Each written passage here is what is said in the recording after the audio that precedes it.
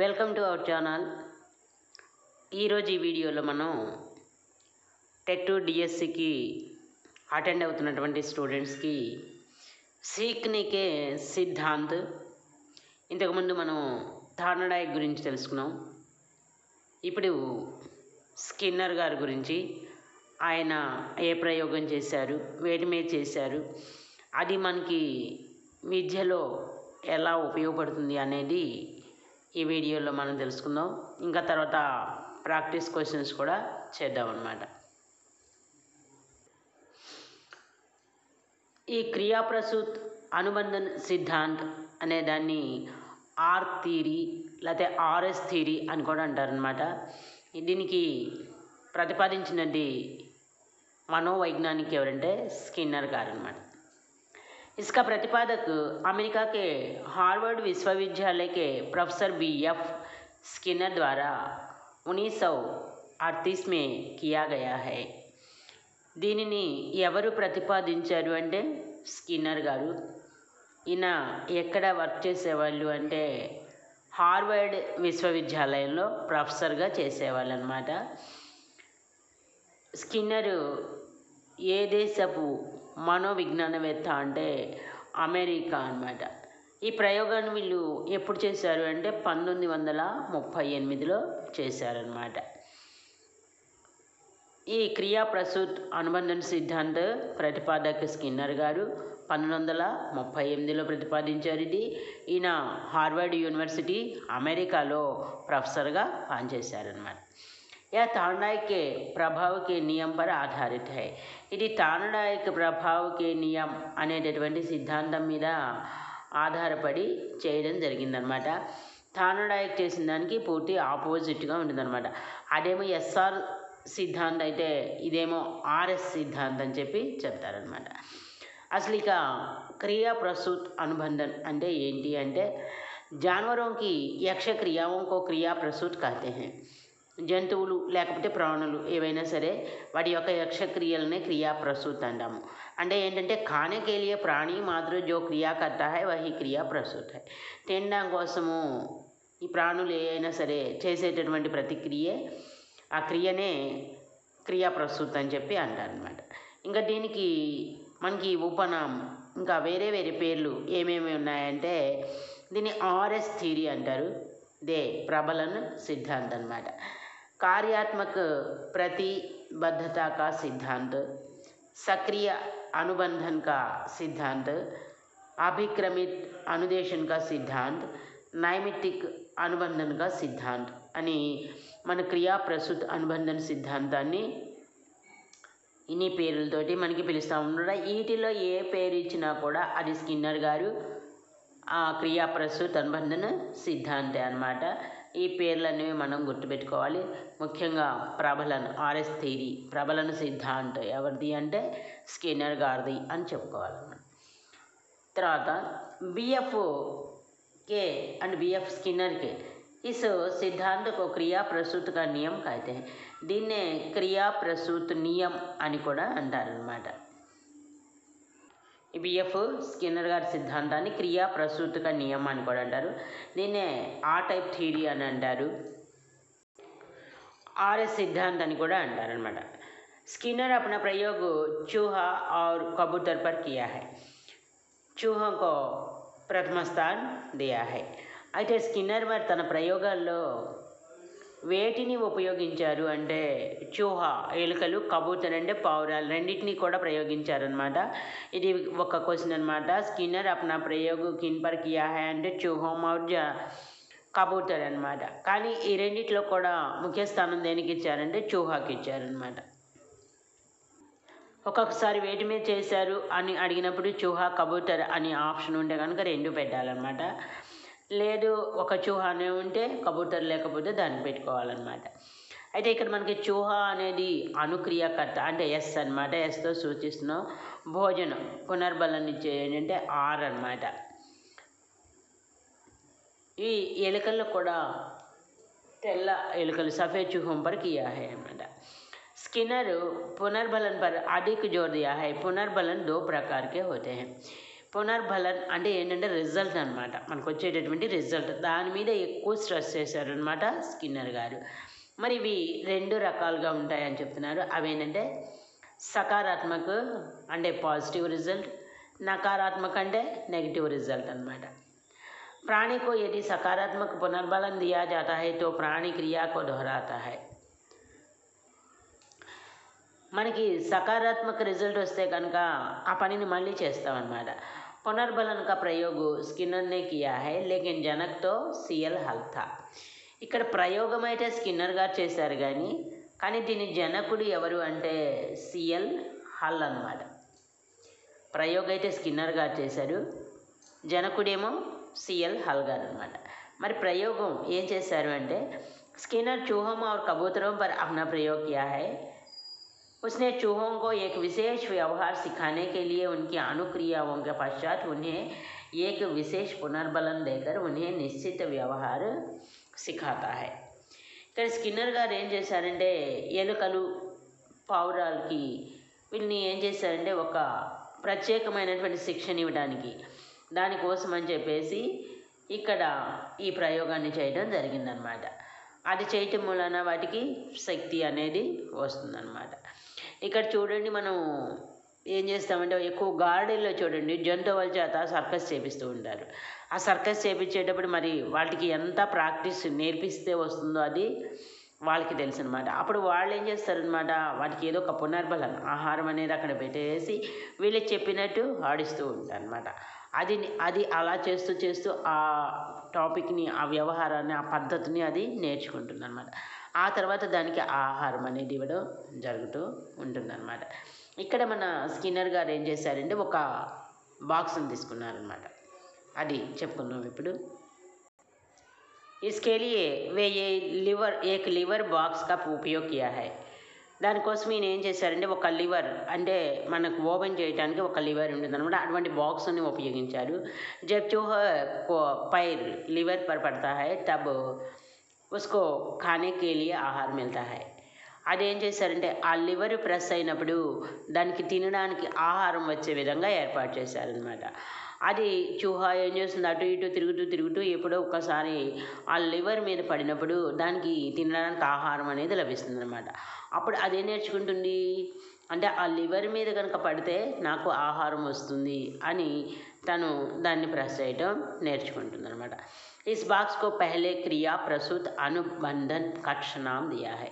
మరి ఈ బాక్స్కి ఫస్ట్లో ఒక పేరు పెట్టారు, అదేంటంటే क्रिया प्रसूत अनुबंधन कक्ष అని పెట్టారు.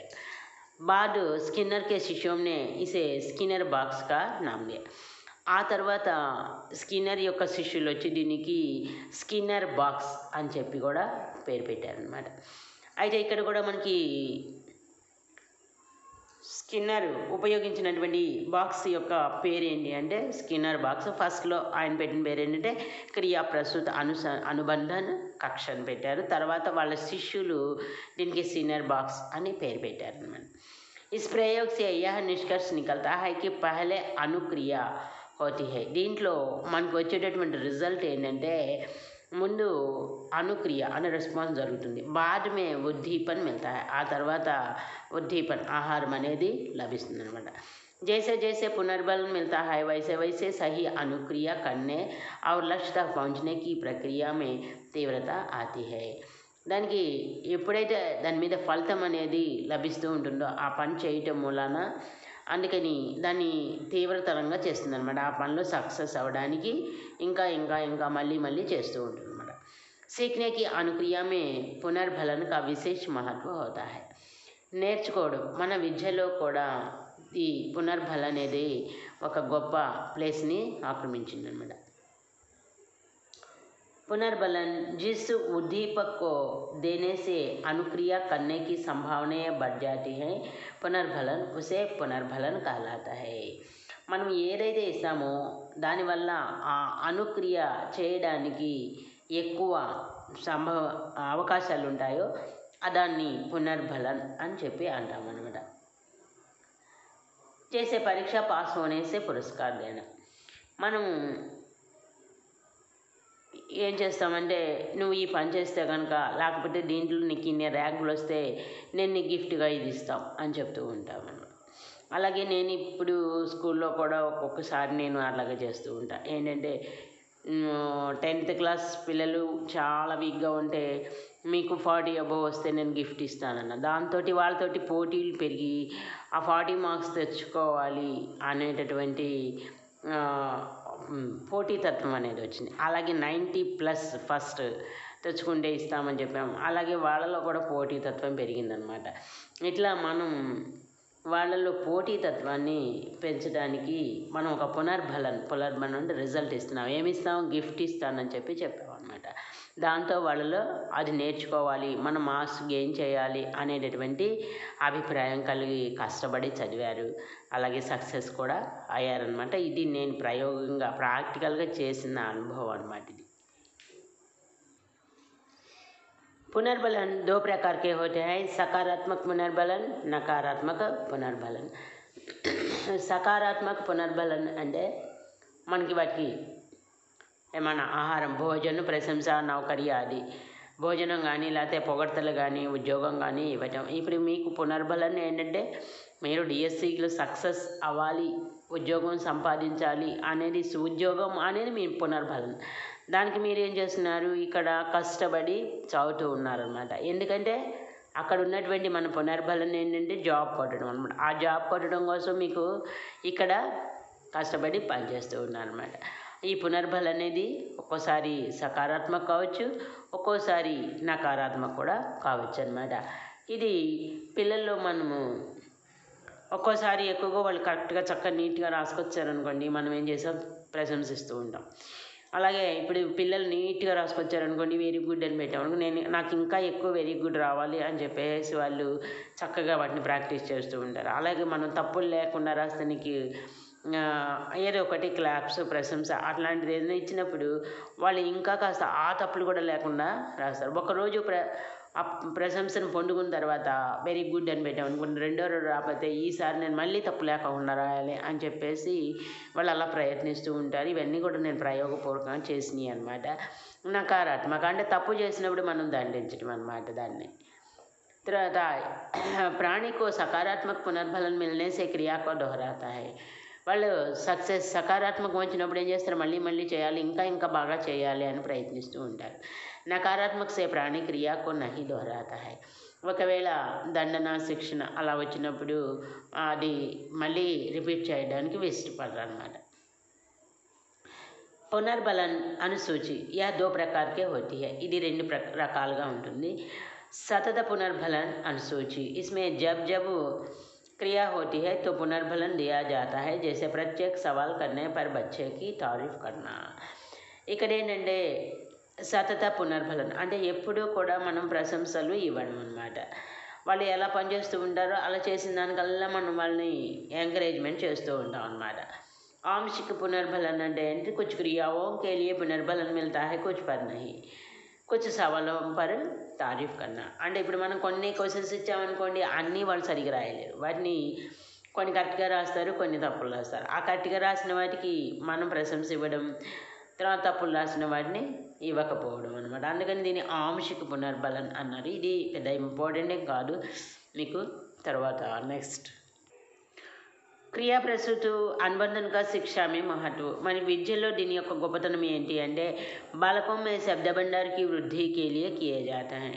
పిల్లల్లో శబ్ద భండార్ పెంచడానికి ఈ పద్ధతిని మనం ఉపయోగించవచ్చు. శిక్షక ఈ సిద్ధాంత ద్వారా వాంఛిత వ్యవహారిక సృజన్ కర్తా హై.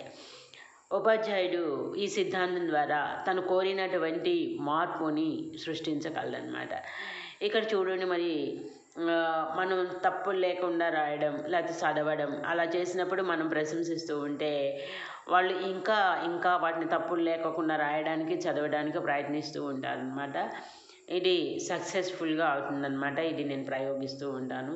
అంటే మనకి తెలియకోకుండానే మనం ఈ సిద్ధాంతాలనే మనం ఆల్రెడీ యూజ్ చేస్తూ ఉంటాం అన్నమాట. అలాగే पदों को छोटे छोटे पदों में विभाजन करते हैं. इस विधि के द्वारा गति और सफलता दोनों मिलती है.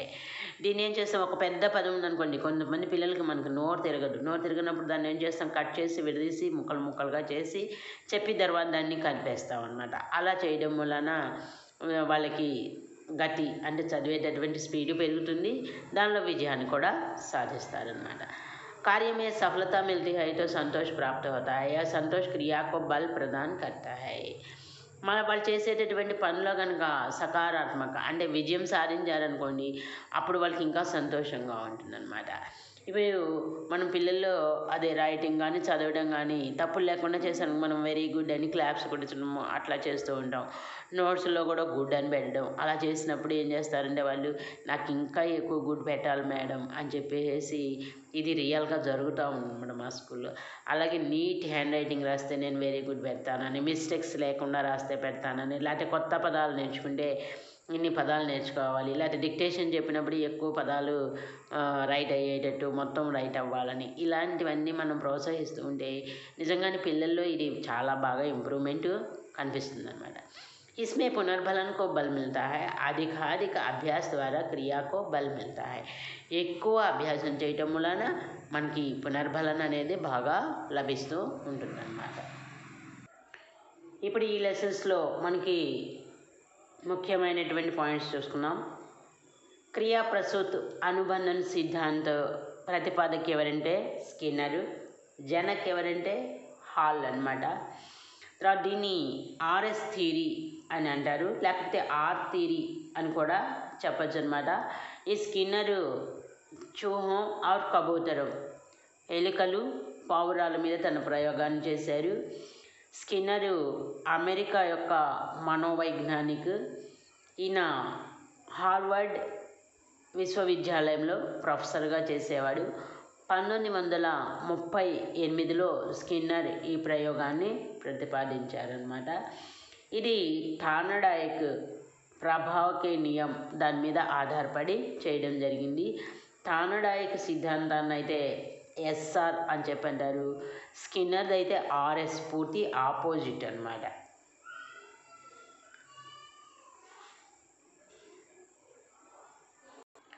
స్కిన్నర్ గారు తన ప్రయోగానికి ఒక బాక్స్ని, లివర్ బాక్స్ను ఉపయోగించారు. దానిని క్రియాప్రసూత్ అనుబంధన కక్ష అని చెప్పన్నారు. తర్వాత స్కిన్నర్ యొక్క శిష్యులు ఆయన మీద గౌరవంతో దాన్ని స్కిన్నర్ బాక్స్ అనే పేరుతోటి ప్రసిద్ధి చెందించారనమాట. ఇది మనకు విద్యలో బాగా ఉపయోగపడుతుందన్నమాట. శబ్దబండాన్ని పెంచడానికి చాలా ఎక్కువగా ఉపయోగపడుతూ ఉంటుందన్నమాట.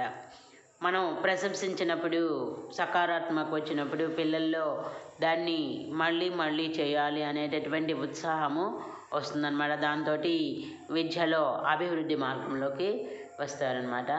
ఇప్పుడు మనకి ఈ సిద్ధాంతాలని గుర్తుపెట్టుకోవడానికి కొంచెం ఈజీగా సింపుల్ ట్రిక్స్ మనం చెప్పుకుందాము. ఇక్కడ చూడండి, ఫస్ట్ ఇంతకుముందు మనం థార్నడాయిక్ గురించి తెలుసుకున్నాం. థార్నడాయిక్ దేని మీద చేశారంటే బిల్లీ మీద చేశారనమాట. దానికి ఉద్దీపన ఏంటంటే మచిలీ అనమాట. మనం ఒక్కొక్కసారి ఏం చేస్తామంటే ఏ వైజ్ఞానిక దేని మీద ప్రయోగం చేశారు అనేది మనం మర్చిపోతూ ఉంటాం. ఇక్కడ చూడండి, మనం థార్నడాయిక్లో ఇక్ అనే పదం తీసుకోండి. అట్లాగే బిల్లీలో బా తీసిస్తే ఇల్లి అవుతుంది. ఇక్ ఇల్లి భూల్ మచలి. ఇక్ ఇల్లి భూల్ మచలి అనే ఈ పదం మీరు గుర్తుపెట్టుకున్నారనుకోండి. ఇక్ అంటే థార్నడాయిక్, ఇల్లి అంటే బిల్లి, భూల్ మచలి. భూల్ అంటే త్రుటి ప్రయాస అనమాట. దీనికి మనం ఉద్దీపన్ మచలి అనమాట. ఇక్ ఇల్లి భూల్ మచలి. ఇది బాగుందని అనుకుంటున్నాను, మరి మీకు ఎలా ఉంటుందో. తర్వాత మనకి స్కిన్నర్ దేని మీద ప్రయోగాలు చేశారంటే చూహా మీద అనమాట. దీనికి ముఖ్యమైనటువంటి ఇది ఏంటంటే పునర్బలన్ అనమాట. పునర్బలన్ క్రియాప్రసూత్ సిద్ధాంతం అనమాట. క్రియాప్రసూత్ అనుబంధన సిద్ధాంతము. క్రియ అంటే ఇక్కడ స్కిన్నర్ పెట్టేసాం. స్కిన్నర్ చూహా క్రియా పునర్బలన్. ఈ వాక్యం గుర్తుపెట్టుకోండి. స్కిన్నరు చూహా అంటే ఎలుకల మీద చేశాడు, క్రియ అంటే క్రియా ప్రసూత్ అనుబంధన సిద్ధాంత, దీన్నే పునర్బలన్ అని కూడా అంటాం. దీని రిజల్ట్ ఏంటంటే మనకి ఫలితము వస్తుందన్నమాట, రీఇన్ఫోర్స్మెంట్ అనేది వస్తుందన్నమాట. ఇలా ఈ ట్రిక్ గుర్తుపెట్టుకుంటే మనం స్కిన్నర్ దేని మీద చేశాడు, థాండైక్ దేని మీద చేశాడు, దీని ఉద్దీపన ఏంటి, దీని ఫలితం ఏంటి అనేది మనకి ఈజీగా గుర్తుంటుంది అనమాట. ఎగ్జామ్లో కన్ఫ్యూజ్ అవ్వకుండా ఇది సొంతగా నేను ఆలోచించి చెప్తున్నాను అనమాట. మీకు నచ్చితే ఇలా చేయండి, లేకపోతే మీకు ఇంకా ఏమైనా ఈజీ మెథడ్స్ వస్తే మీరు అలా ట్రిక్స్ గుర్తుపెట్టుకోండి, ఎగ్జామ్లో కన్ఫ్యూజన్ అనేది లేకుండా ఉంటుందన్నమాట. ఇప్పుడు దీని గురించి కొన్ని క్వశ్చన్స్ ప్రాక్టీస్ చేద్దాం.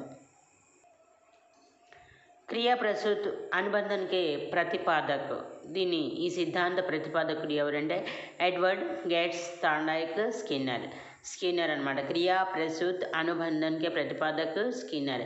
అలాగే జనక్ అంటే హల్ అనమాట, సిఎల్ హల్. స్కిన్నర్ నే ప్రయోగ్ కియా, స్కిన్నర్ ప్రయోగం దేని మీద చేశాడు అంటే కుతే పర్, చింపాంజీ పర్, బందర్ పర్, చూహోం వ కబూతర్. స్కిన్నర్ దేని మీద చేశారు, చూహోం और కబూతర్ అనమాట. सीखने की प्रक्रिया में होता है, నేర్చుకునేటటువంటి ప్రక్రియలో మనకి ఏం లభిస్తుందంటే వ్యవహార మే పరివర్తన్, అనుభవ్, అభ్యాస్, సభి. మరి ఈ క్రియా ప్రసూత్ అనుబంధన సిద్ధాంతంలో మనకి వచ్చేటటువంటి ప్రతిఫలం ఏంటంటే వ్యవహారమే పరివర్తన, అనుభవ, అభ్యాస్, సభి. అంటే ఈ మూడు కూడా మనకి లభిస్తాయి కాబట్టి ఇక్కడ ఆన్సర్ సభి అనమాట. క్రియాత్మక అనుబంధన కా సిద్ధాంత కిస్కి దేన్ మానా జాతా హై. క్రియాత్మక అనుబంధన సిద్ధాంతం ఎవరిది అంటే థాండైక్, స్కిన్నర్, పావ్లోవ్, సభి. ఇక్కడ స్కిన్నర్ అనమాట ఆన్సర్. ఆర్ఎస్ చోరీ కా అధిగమ సిద్ధాంత దియా హై. ఆర్ఎస్ థియరీ అనేటటువంటి అధిగమ సిద్ధాంతాన్ని ఎవరిచ్చారు అంటే థాండైక్, స్కిన్నర్, పావ్లోవ్, వర్ధీమన్ అనమాట. దీంట్లో మనకి ఆర్ఎస్ థియరీ అనేది స్కిన్నర్ అనమాట. ఎస్ఆర్ అయితేనేమో థాండైక్ అనమాట. ఆర్ థియరీ అన్నా కూడా స్కిన్నరే. स्किनर के आदिगम सिद्धांत के उपनाम. స్కిన్నర్ అధిగమ సిద్ధాంతం పేర్లు ఏమిటంటే ఉపనామాలు ఆపరెంట్ కండిషనింగ్ థియరీ, సక్రియ అనుబంధన్, నైమిత్తిక అనుబంధన్, సభి. ఈ మూడు పేర్లు కూడా క్రియా ప్రస్తుత అనుబంధన సిద్ధాంతానికి పేర్లే అనమాట. కాబట్టి ఇక్కడ మన ఆన్సర్ ఏంటంటే సభి అనమాట. మన వీడియోలు డిఎస్సికి టెట్కి సంబంధించినటువంటి వీడియోలు చాలా ఉన్నాయి. ఇవన్నీ కూడా చాలా ఇంపార్టెంట్ అని తోచినటువంటివి నేను చేయడం జరిగిందనమాట. ఇవి అందరికీ బాగా అర్థమవుతున్నాయి అనుకుంటున్నాను. అలాగే దీనికి లింక్ ఉందన్నమాట. ఆ లింక్ డిస్క్రిప్షన్లో మనకి టెట్ హిందీ డిఎస్సి అని ఒకటి లింక్ ఉంది. దాంట్లో అయితే ఓన్లీ టెట్ డిఎస్సికి సంబంధించినవి ఉన్నాయి. ఇంకొకటి 9th క్లాస్ హిందీ లెటర్స్ అని ఇంకోటి హిందీకి సంబంధించింది ఉంది. దాంట్లో అయితే స్కూల్ కంటెంట్ లెసన్స్ అవన్నీ కూడా ఉన్నాయన్నమాట. మీరు వాటిని కూడా ప్రిపేర్ అవ్వచ్చు అనమాట.